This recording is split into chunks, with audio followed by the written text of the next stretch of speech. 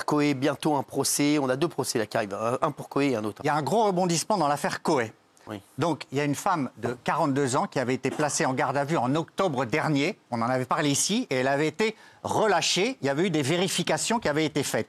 Cette femme, elle était soupçonnée de tentative d'extorsion de fonds, de dénonciation calomnieuse et de harcèlement par Coé. Rappelons que Coé est mis en examen pour C'est viol. Coé. Coé. Pour viol et agression sexuelle. Pas Coé. Hein. Coé. Coé. Coé. Il nie. Coé. C'est Coé. Coé. Voilà. Coé. Benoît Coé. Non, c'est Sébastien. Sébastien Coé. Pas du même. Benoît, c'est un joueur de foot. Bien sûr. Sébastien Coé. Donc, cette femme avait été placée en garde à vue. Elle a été relâchée et après les vérifications, les enquêteurs l'ont placée de nouveau en garde à vue le 13 janvier. Eh bien, elle va être jugée le 2 mai pour extorsion de fonds, dénonciation calomnieuse et harcèlement. Alors, c'est une grande victoire pour la défense de l'animateur parce que lui, il nie et il a toujours dit que tout ça était un complot ourdi autour de lui. Voilà. Ce soir, une de ses avocates, Maître Dousselin, n'a pas réagi, mais le parquet de Nanterre confirme l'intéressée a été déférée. Voilà, elle sera jugée le 2 mai. Alors, j'ai eu Julie, parce que Julie, donc, c'est une des accusatrices de Coé, qui l'accuse de viol. Et on a beaucoup dit que Julie pouvait être mêlée à cette affaire d'extorsion de fonds. Elle campe sur ses positions. Ce soir, elle m'a dit, je maintiens, je ne connais pas cette dame de 42 ans, je n'ai pas été interrogée sur cette affaire, je n'y suis pour rien.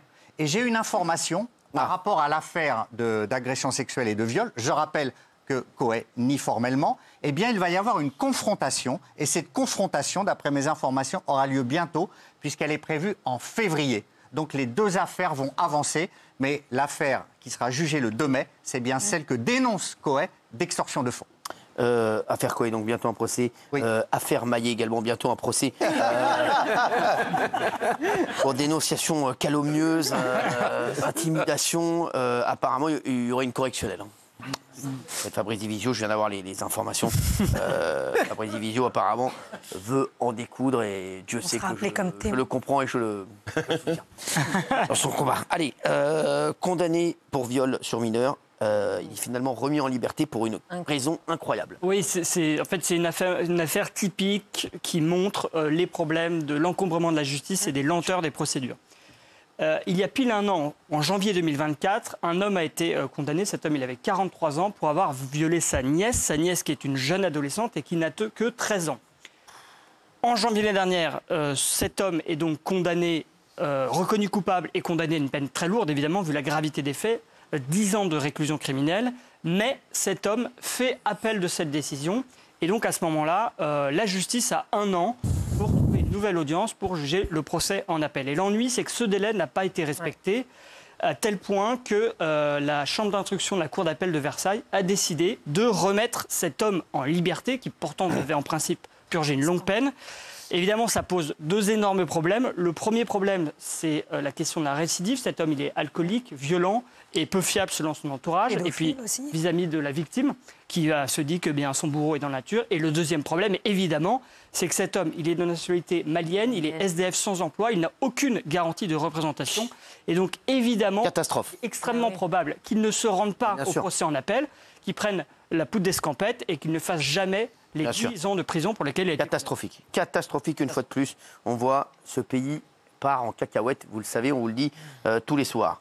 Tiens, Gilles Verdez, il gagne 9 millions d'euros à la loterie. Son père l'oblige à continuer à travailler. Absolument. Ouais. Ça se passe en Écosse. C'est un jeune qui fait des études de chauffagiste. Il a gagné, mais il a dit « Je n'arrête pas de travailler, mon père ne me le permettra jamais. Et d'ailleurs, il faut se lever le matin, il faut avoir un but dans la vie. C'est pas parce qu'on a 9 millions d'euros qu'on doit s'arrêter. » Alors, il va faire plaisir à sa famille, il va régler le loyer de ses parents, il va leur permettre d'acheter une maison. Mais néanmoins, il continue à bosser comme si de rien n'était. Décision du père. Exactement. Allez, il perd son travail et mise 5 € au poker en ligne et une histoire incroyable. Histoire incroyable. Alors, c'est un quadragénaire. C'est Géraldine Maillet qui joue au poker, qui pourra le faire en prison prochainement. Donc, c'est un quadragénaire de Digne-les-Bains. Et le 31 décembre 2004. Placard. Le 31... Correctionnel. Le 31 décembre démarre très mal pour lui. Il est viré, il perd son boulot. Ça vient à une période financière difficile pour lui parce qu'il a des impôts impayés, il n'arrive pas à payer son loyer. Donc ça va très mal. Il est dans le métro à Paris, vers la gare Saint-Lazare, et il y a un collègue qui lui dit, bon, au point où tu en es, joue au poker en ligne. Et il mise 5 €, alors c'est un tournoi express, il mise 5 € et puis les tours passent, et à la fin il va toucher une carte, je crois le 6, qu'il n'avait que 3% de chance d'avoir. Et il voit qu'il gagne une somme, il pense gagner 1 000 €. Il est tout euro. Et puis, il vérifie. Ah non, mais ça va. C'est joli. C'est pas mal, c'est pas mal. J'aime bien, Gilles.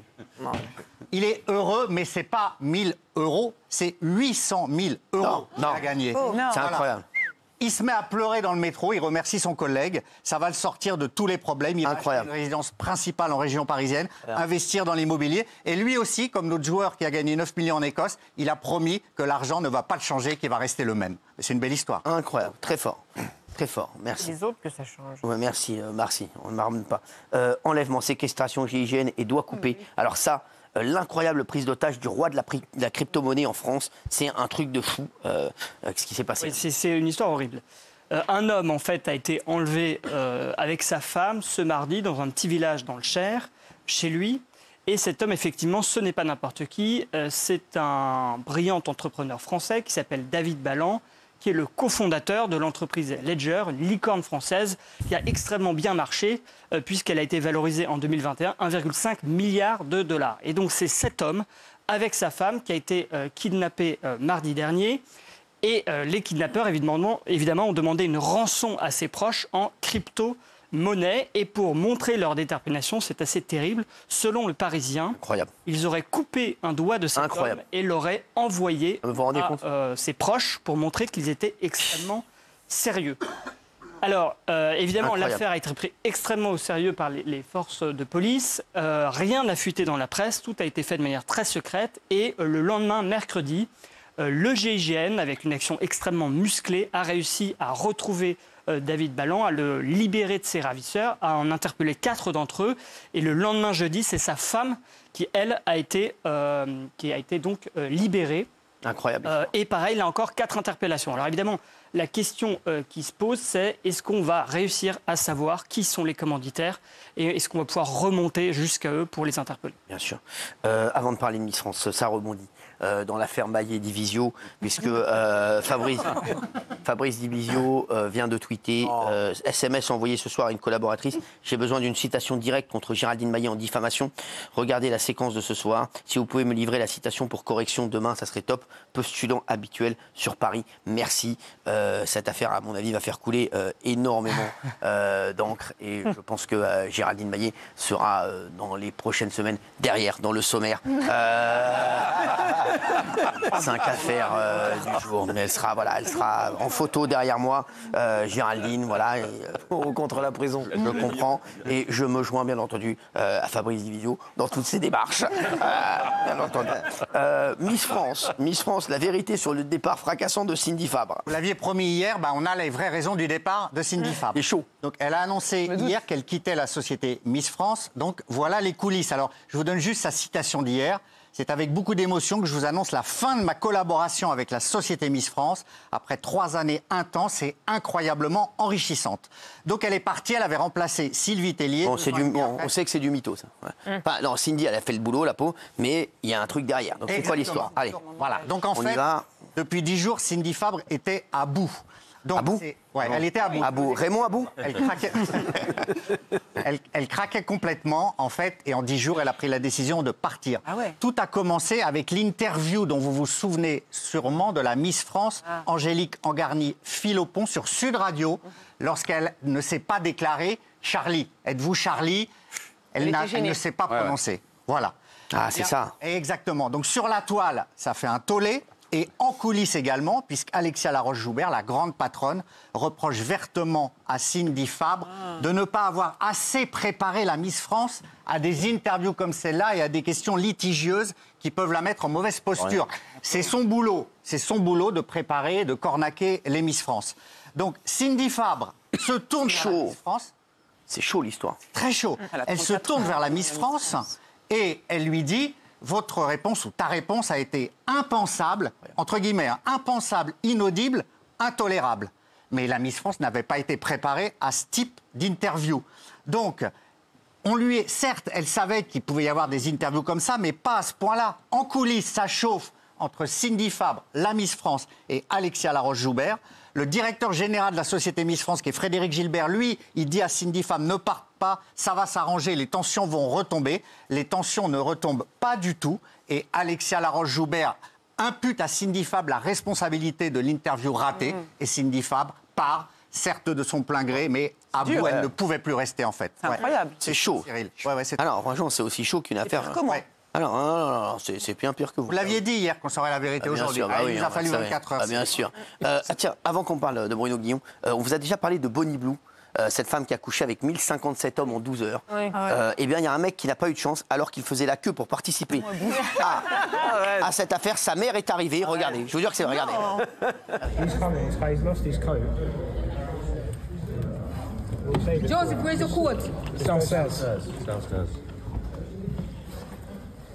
Bye, Joseph. Are you done? Not to me. Oui, hein. Ouais, c'est incroyable. Alors, il y a un autre truc, tu te le mets dans le cul, la main dans ta gueule.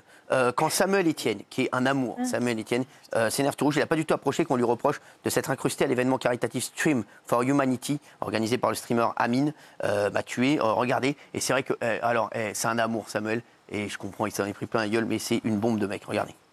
Quand tu sais pas, en fait, ferme ta. Voilà, on a échangé toute la semaine avec Amine. Ce que j'ai décidé de proposer à Amine, c'est de mettre tous les subs du week-end pour lui. Maintenant, je t'emmerde. Et ce genre de questions, ce genre d'accusations est débile. Tu te les mets avec un gros truc dedans et t'appuies bien fort. Putain, j'en ai marre des casse. Putain, mais avant de raconter de la merde, enseignez-vous. Ma main dans ta gueule, ouais. Non, va te faire sérieux. J'en ai rien à tes excuses à mort moelleux là. Tu fais chier que tes questions de débile. J'adore Samuel. Moi. Alors, je le critiquerai jamais parce que j'adore ce mec. Et sachez que s'il touche pas à mon poste là aujourd'hui, c'est beaucoup grâce à Samuel. C'était le premier invité. Et c'est un mec exceptionnel, Samuel. Et je peux comprendre qu'à parfois on craque parce qu'il y a tellement des abrutis qui racontent n'importe quoi que je peux le comprendre et je l'embrasse fort, Samuel. Sachez que j'ai fait une interview que je ne vais jamais montrer à la télévision. Ce soir, je décide de vous la montrer. Sachez que je l'ai faite sous un autre nom. Regardez, c'était sur un podcast américain, voilà, pour préparer diverses choses. Rena Malik, regardez. Mon point de vue en tant qu'homme d'apparence classique qui a cette particularité, c'est qu'on voit ça comme un objet. On ne parle pas du sujet en soi. Les gens pensent que c'est une chose positive, mais en vrai, il y a beaucoup d'inconvénients. Je pense que j'ai été un peu gâté. J'ai eu beaucoup d'attention de la part des femmes, alors que je n'en aurais sûrement pas eu si j'étais entre guillemets normal. Voilà, vous l'avez compris, c'est l'homme qui possède le plus long pénis du monde. Il a un appareil génital qui mesure 35 cm. Voilà, c'est à peu près la taille de Fabien. Merci. On embrasse Fabien. Oui, Bruno.